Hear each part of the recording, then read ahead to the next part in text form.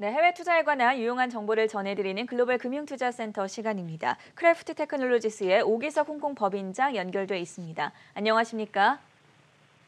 네, 안녕하세요. 인공지능 기반 액티비티를 뉴욕에 상장하고 있는 크래프트의 오기석입니다. 한국의 상황도 그렇지만 지금 전 세계적으로 델타 변이가 확산되고 있습니다. 이 상황을 어떻게 바라보면 좋겠습니까? 전 개인적으로 이제 100만 그리고 20만이라는 두 가지 숫자를 기억하고 있으면 좋겠다라는 생각을 좀 드는데요. 아직은 뭐 일어나지 않은 일이고 일어나서도 안 되겠지만 이제 글로벌 일일 확진자가 100만 그리고 미국의 일일 확진자가 20만을 돌파해서 발생한다라고 하면 전 세계적인 경기 회복의 과정에 좀 찬물을 끼얹는 그런 이벤트가 되지 않을까라는 생각을 하고 있고 현재 이제 코로나 감염 같은 경우가 델타 변이로 인해서 다시 재확산되고 있는 그런 상황인데 현재 이제 글로벌 확진자가 70만 그리고 미국 확진자가 한 13만 정도 수준으로 증가세를 보이고 있는 그런 상황입니다. 이 수치들이 말씀드렸던 것처럼 100만 그리고 20만을 넘는다. 그러면 각국 정부에서 상당한 부담감으로 느낄 수 있는 그런 상황이 되어서 어쩌면 선별적인 락다운까지도 들어갈 그런 상황이 되지 않을까라는 이벤트를 한번 생각해 볼 수 있을 것 같습니다.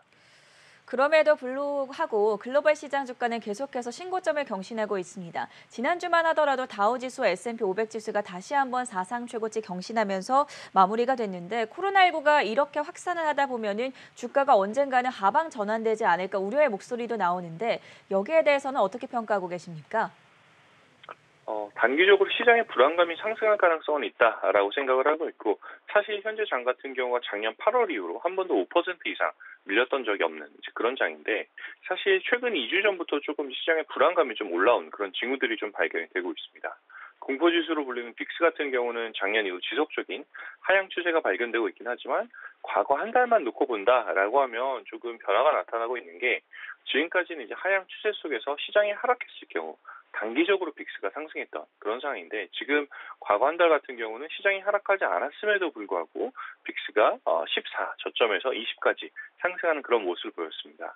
이는 이제 시장 참가자들의 불안감이 시장에 좀 반영된 그런 모습이라고 생각이 되는데, 다만 이제 견조한 이익 실적 그리고 여전히 저금리 환경을 누리고 있다라는 점을 감안을 했을 때, 막대한 유동성까지 감안했을 때 시장이 코로나로 인해서 단기적으로 흔들릴 가능성은 있어도 우하향으로 방향을 추세 전환하는 것은 현재는 가능성이 낮다라고 생각을 하고 있고요. 다만 주도주들의 변경이 발생할 가능성은 다분하다라는 생각이 듭니다. 그렇다면 코로나19가 재확산된다고 가정했을 때 그에 따라 일어날 수 있는 이벤트들과 여기에 대한 대응 전략까지 함께 세워주시죠.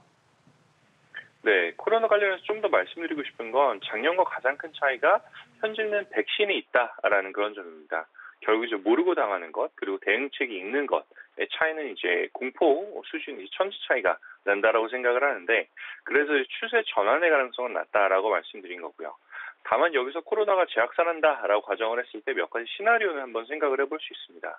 우선 첫 번째는 언택트 종목의 재조명, 두 번째는 채권금리 하락으로 인한 금융섹터의 부진 가능성을 예상을 해볼 수가 있는데, 이러한 시나리오는 어느 정도 저희 크래프트 인공지능 모델의 8월 포트폴리오 종목 변경에서도 반영되는 게 현재는 보이고 있습니다.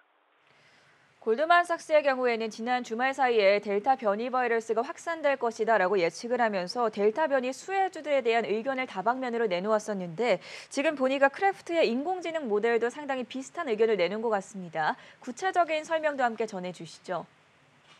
네, 현재 이제 미국 같은 경우는 코로나 재확산 영향에 따라서 월가에 이제 은행들 같은 경우도 재택근무 연장을 하고 있고요.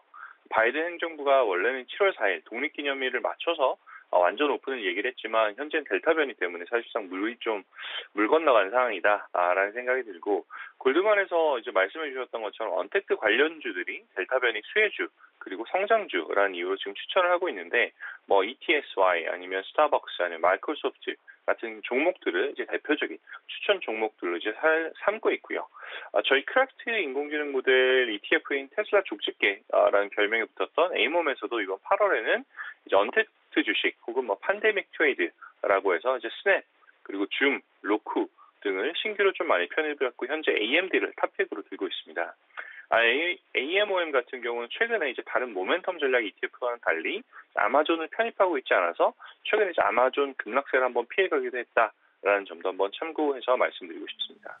아마존 경우에는 실적 이후에 주가가 부진한 흐름을 나타냈었는데 크래프트 인공지능 모델은 이런 급락세를 피해갔었다라고 전해주셨고요. 앞서서 지금 두 가지 시나리오 중에 첫 번째 언택트 종목의 재조명에 대해서 살펴봤고 두 번째는 채권금리 하락으로 인한 금융주 섹터의 부진 가능성을 언급을 해주셨는데 마지막으로 이 부분까지 정리 부탁드리겠습니다. 네, 최근 이제 미국의 유명한 투자운용사인 구겐하임의 CIO인 스캇 마이너드 같은 경우는 약 2주 전부터 델타 변이 확산 가능성을 외치면서 미국 10년물 채권 금리가 최악의 경우는 0.65%까지도 밀릴 수 있다라는 이런 이야기를 했는데 물론 소수 의견이긴 합니다.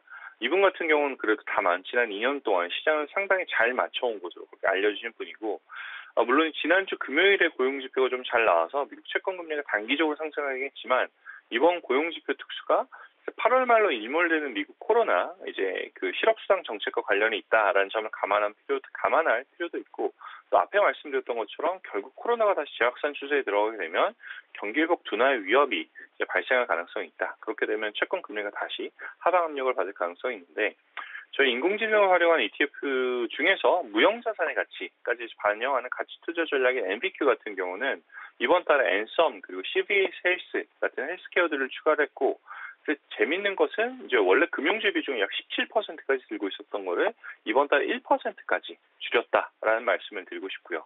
이러한 인공지능의 의사결정이 어쩌면 코로나 확산에 대한 불확실성 그리고 미국 국채금리의 추가 하락 가능성을 암시하는 지표일 수도 있다라는 생각이 들어서 한번 참고해 보셔도 좋을 것 같다는 생각이 듭니다. 델타 변이 바이러스가 확산이 지속되고 있는 가운데 현명한 투자 전략 함께 세워봤고요. 지금까지 크래프트 테크놀로지스의 오기석 홍콩 법인장과 함께했습니다. 고맙습니다. 네, 감사합니다.